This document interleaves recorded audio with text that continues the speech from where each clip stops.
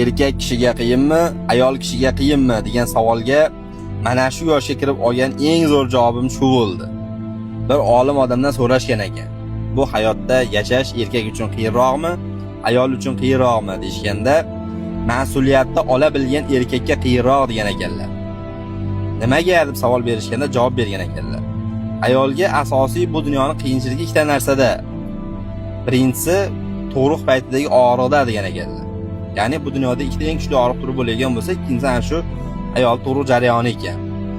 Ikkinchi qiyinchiligi ayolni o'zini bu dunyoga mehmondek kelib, mehmondek ketar ekan, o'zini uyi bo'lmas ekan. Tug'ilgandan bu birovda omonatni ehtiyot qilinar ekan, keyin egasiga topshirilar ekan, borib erining uyida yashaydi ekan. Yoshlari o'tib farzandli bo'lgandan keyin endi mana shu meni uyim deganda kelinlar kelar ekan. Keyin kelinlar egalik qilishni boshlaydi ekan. Ayol mehmondek kelib, mehmondek ketar ekan.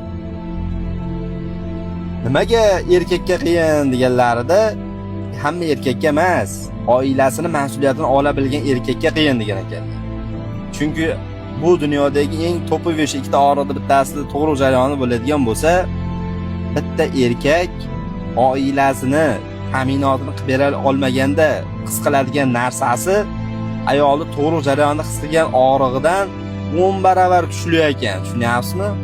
Shuning uchun ham hozirgi kunda ayollar emas, ko'proq erkaklar infarkt, insult bo'lar ekan.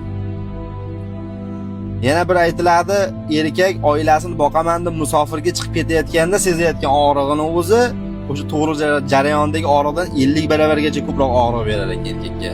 Qiynalib chiqib ketar ekan musofirga chiqadigan bo'lsa ham. Keyin ayol bu dunyoda faqat o'zini uyi uchun, o'zini uyi bo'lmasa faqat mehmon sifatida yashaygan bo'lsa, erkak o'zini uyi bo'la turib o'sha yerda yashay olmas ekan.